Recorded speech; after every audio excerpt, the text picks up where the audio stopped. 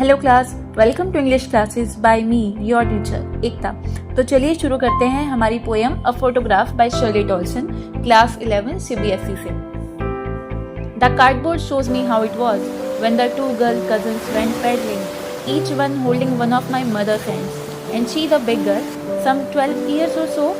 All three stood still to smile through their hair at the uncle with the camera. A sweet face, my mother's. That was before I was born. And the sea, which appears to have changed less, washed their terribly transient feet. यहाँ poet बताती हैं कि जो cardboard है यानी कि photo frame जो है वो बता रहा है कि पहले का समय कैसा था। उनकी मदर जो है अपनी कज़न्स के साथ बीच हॉलीडे पर गई थी और वहाँ जो कज़न्स थी वो पैडलिंग कर रही थी। पैडलिंग को हम यहाँ पे बता सकते हैं पानी में पैर मारना, जैसे समंदर के किनारे पानी वो वहाँ पे चल रही थी, वहाँ पे छप छप कर रही थी, उसे कहते हैं पैडलिंग। वो दोनों कज़न्स जो हैं उनकी मदर का हैंड पकड़ कर खड़ी हैं बीच पर, और जो उनकी मदर है वो दोनों में बड़ी है। यहाँ तक कि मतलब उनकी मदर जो है पोएट की वो 12 साल की है या फिर उससे बड़ी एज की है, और वो तीनों के तीनों बड़े खुश हैं, बीच हॉलीडे पर आए हैं, उनके हवा में बाल उड़ रहे हैं और तीनों के तीनों अपने अंकल की तरफ देखकर, जिनके हाथ में कैमरा है, स्माइल करती हैं। पोएट कहती हैं कि उनकी मदर का फेस बहुत स्वीट है, बहुत इनोसेंट सा है, और ये तब की फ़ोटो है जब पोएट पैदा भी नहीं हुई थी। वो पोएट कहती हैं जो समंदर है वो चेंज नहीं हुआ, मतलब अभी लाइफ काफ़ी चेंज है लेकिन समंदर चेंज नहीं हुआ, और उस समंदर ने उनके उन ट्रांजिट फीट, यहाँ पे इसे आप मेटाफर समझ सकते हैं कि उस वक्त को जो परमानेंट नहीं था उसे भी वॉश कर दिया। जैसे बचपन चला गया वैसे ही समंदर ने उनके पैरों पर हुई मिट्टी वगैरह सब कुछ जो परमानेंट नहीं थी उसे अपने साथ बहा ले गया। सेकंड स्टैंजा है, some 20-30 years later she would laugh at the snapshot. See Betty and Dolly, she would say, and look how they dressed us for the beach. The sea holiday was her past, mine is her laughter. Both try with the labored ease of loss.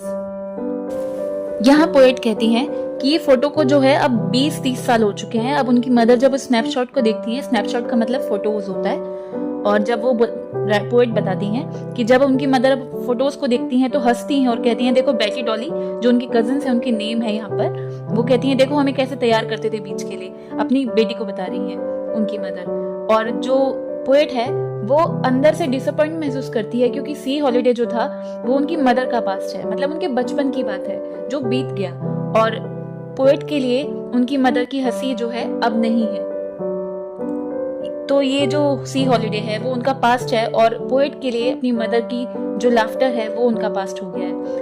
Both thrive with the laboured ease of loss का मतलब है कि दोनों के दोनों बहुत दुख में हैं, उन दोनों ने कुछ ना कुछ खो दिया है। पोएट की मदर ने अपना बचपन खो दिया और पोएट ने अपनी मदर खो दी है। अब थर्ड स्टैंजा में पोएट बताते हैं, now she is been dead nearly as many years as that girl lived, and of these circumstances there is nothing to say at all.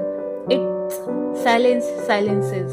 Last stanza में poet कहती हैं उनकी मदर को गए हुए काफी वक्त हो चुका है, और जो वो लड़की उनकी मदर के साथ जीती थी, मतलब पोएट जब उनके साथ रहती थी बड़ी खुश थी, लेकिन अब पोएट भी उतनी खुश नहीं रहती। अब उसकी जो सर्कमस्टांसेस है काफी चेंज हो गए हैं, इतना कि अब कुछ बड़ा हो तो पोएट को रिएक्ट करने नहीं आता, वो रिएक्ट नहीं करती। अब उनकी खामोशी ने भी खामोशी पकड़ ली, मतलब चीज़ें जब बिल्कुल शांत हो जाए मन के अंदर, कुछ भी होता रहे, कुछ भी लॉस आए चाहे प्रॉफिट हो, आपको जब महसूस होना बंद हो जाता है, जब अपनी स्टॉइक स्टेज पे पहुंच चुके होते हो, जब आपको चीज़ों में फर्क पड़ना बंद हो जाए, पोएट भी अब वैसा ही महसूस करती है। आई होप आपको पोएम अच्छे से समझ आई होगी। Thank you for watching. Do subscribe my channel English by Ekta.